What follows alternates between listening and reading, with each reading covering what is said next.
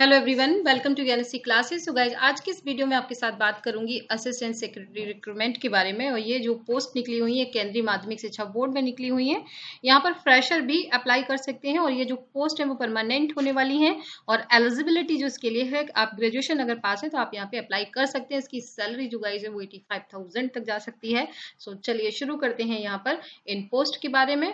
और अगर आपको ये वीडियो अच्छा लगे तो लाइक जरूर करिएगा, चैनल को भी सब्सक्राइब कर लें ताकि आपको कंटिन्यूस इसी तरह की पोस्ट मिलती रहे। आपके लाइक करने से मुझे ये पता चलता है कि आपको इस तरह की पोस्ट और चाहिए। बेस्ट ये होगा कि आप यहाँ पर कमेंट में अपना रीजन भी बता दें कि किस रीजन से, किस एरिया से आप बिलोंग करते हैं। मैं कोशिश करूंगी कि ज्यादा से ज्यादा वहां की पोस्ट को मैं एक्सप्लेन करूं। तो चलिए शुरू करते हैं इन पोस्ट के बाद। Online application are invited for direct recruitment on all India competitive examination basis for following post. तो इसकी पोस्ट को देखेंगे। यहाँ पर जो एज है असिस्टेंट सेक्रेटरी एडमिनिस्ट्रेशन 35 ईयर है। और यहाँ पर आप कैटेगरीज वाइज पोस्ट को देख सकते हैं। असिस्टेंट सेक्रेटरी की 30 ईयर, स्किल एजुकेशन में 30 ईयर, एकेडमिक्स में 30 ईयर, ट्रेनिंग में 30 ईयर्स, अकाउंट ऑफिसर 35। तो एज को आप एक बार यहाँ पे जरूर चेक कर लें कि आपकी इस एज कैटेगरी में आप आते हैं या नहीं आते हैं। तो ये यहाँ पर junior accountant, junior translation officer, junior engineer, तो ये सारी जो पोस्ट है वो यहाँ पर निकली हुई है। अब हम देखते हैं कि यहाँ पर प्लेस ऑफ पोस्टिंग कहाँ हो सकता है। कहीं पे भी हो सकता है, any of the board office, जिनका जो भी बोर्ड ऑफिस है वहां पे कहीं पे भी हो सकता है।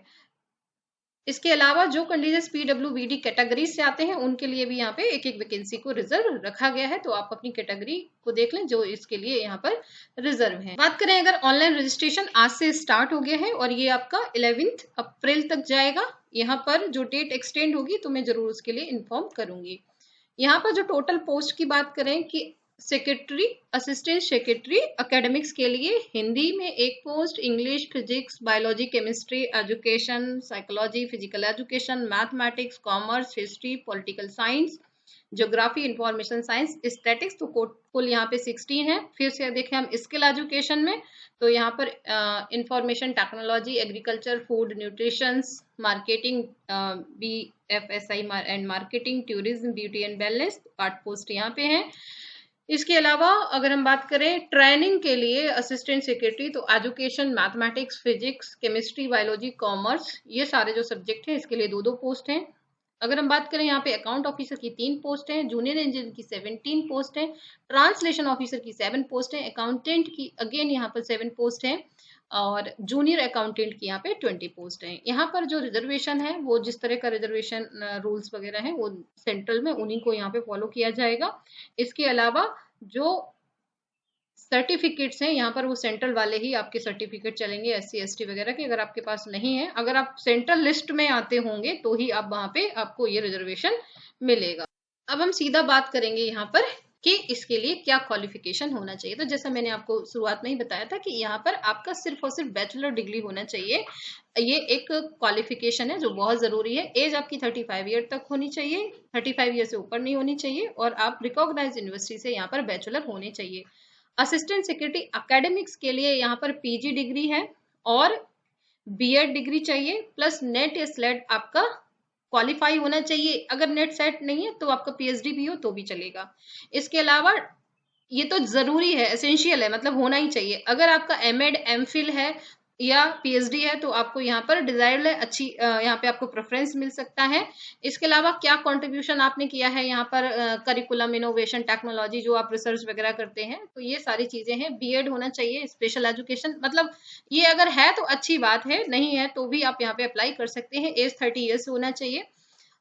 असिस्टेंट सेक्रेटरी स्किल एजुकेशन की बात करें तो इस पोस्ट के लिए यहाँ पर आपको किसी भी सब्जेक्ट में यहाँ पर ग्रेजुएट होना चाहिए। डिजायरेबल की बात करें तो यहाँ पर 4 ईयर का आपका बैचलर डिग्री का कोई कोर्स हो सकता है, PhD हो सकता है। तो इस तरह की जो एबिलिटी है, एज इसकी भी 30 ईयर्स है। असिस्टेंट ट्रेनिंग की, सेक्रेटरी ट्रेनिंग की बात करें तो यहाँ पे PG, BEd plus NET SLET बहुत जरूरी है। MPhil और MEd या MPhil है तो अच्छी बात है।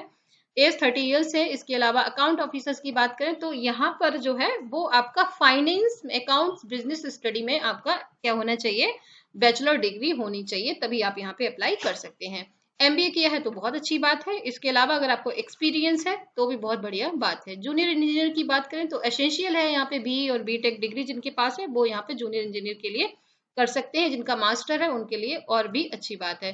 तो इस तरीके से गाइज ये जॉब्स बहुत अच्छी हैं उनके लिए जो वेट कर रहे हैं यहाँ पर जॉब्स का। इसके अलावा अगर हम बात करें यहाँ पर जूनियर अकाउंट्स ऑफिसर की, सॉरी ऑनली जूनियर अकाउंटेंट की, तो इसके लिए 12th पास होना चाहिए, 12th क्लास जो है वो किसी भी रेपुटेटेड होना चाहिए, और टाइपिंग स्पीड जो है वो 35 वर्ड पर मिनट इंग्लिश में और हिंदी में 30 होनी चाहिए, और इसकी जो एज है वो 27 ईयर है। तो कुल मिला के अगर हम यहाँ पर ये देखते हैं कि जो हम मेन वैकेंसी में आते हैं, तो जो सिर्फ यहाँ पर एक पोस्ट ऐसी है जो है आपकी जूनियर वाली, यहाँ पर सिर्फ आपको टाइपिंग चाहिए, बाकी किसी में भी आपको इन्होंने टाइपिंग नहीं मांगी है।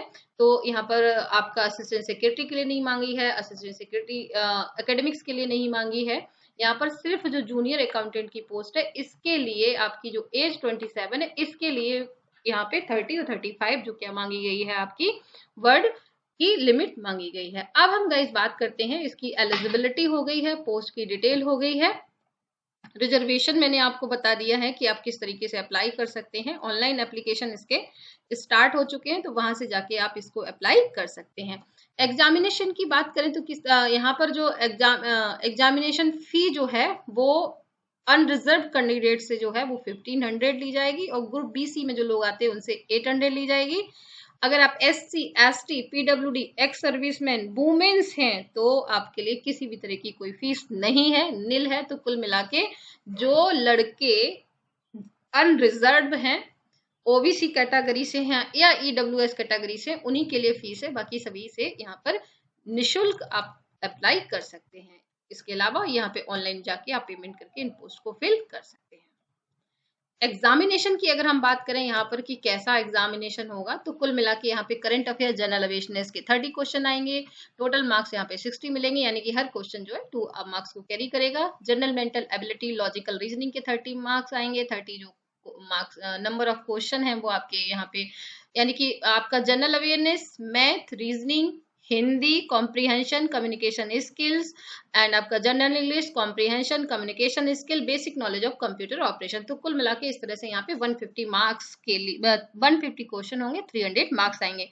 तो आपको करना क्या है इस पोस्ट के लिए कि ये मैं आपको, अगर आपको वीडियो अच्छा लगेगा, आप रिक्वायर होगा तो मैं आपको इसकी तैयारी के लिए जरूर बताऊंगी कि किस तरीके से आप इसकी तैयारी कर सकते हैं। इस तरह का एक एग्जाम मैंने खुद क्वालिफाई भी किया है, तो मैं आपको बेटर तरीके से गाइड कर पाऊंगी, और यहाँ पर अच्छी अच्छी जो किताबें हैं उनको भी रिकमेंड करूंगी, लेकिन वो रिक्वायरमेंट के ऊपर होगा।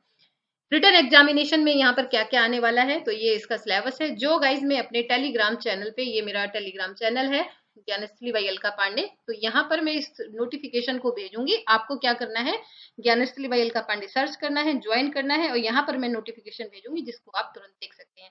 आप देख सकते हैं कि अपने इस चैनल पे टेलीग्राम पे मैं डेली पोस्ट डाल रही हूँ, चाहे वो PhD से हो, चाहे सेमिनार से हो, चाहे किसी भी तरह की पोस्ट हो, वो डेली आपको मेरे चैनल पे, यहाँ पे टेलीग्राम चैनल पे मिल रही है। सो गाइज इसके अलावा बात करते हैं, पहला जो टायर 1 में पहला टेस्ट होगा उसको हम OMR शीट पे देंगे, और ये एग्जामिनेशन जो है वो आपका ऑब्जेक्टिव टाइप का होगा। दूसरा टेस्ट होगा यहाँ पे रिटन टेस्ट, और इस रिटन टेस्ट में आपका पार्ट 1, 2, 3, 4, 5 आएंगे, जिसमें आपको ऐसे राइटिंग करनी है, चाहे हिंदी में करिए चाहे इंग्लिश में करिए, ठीक है।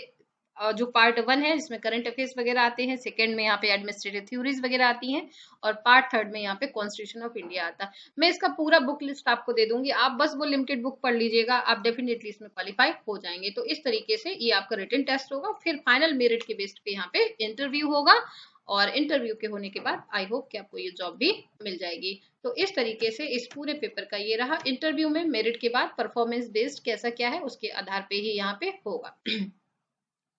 इसके अलावा सारी चीजें यहाँ पर दी हुई हैं, क्या सब्जेक्ट है, क्या सिलेबस है, हर चीज को बहुत ही डिफाइन किया गया है इस पूरे के पूरे नोटिफिकेशन में, जो आपको मिल जाएगा मेरे टेलीग्राम चैनल पे। इसके अलावा अगर आपको कोई भी इंफॉर्मेशन चाहिए है इस पोस्ट से रिलेटेड, तो आप मुझे पूछ सकते हैं, मैं इसको जा रही हूँ पोस्ट करने टेलीग्राम चैनल पे और इस वीडियो को यूट्यूब पे। So thank you so much and wish you all the best for your exam.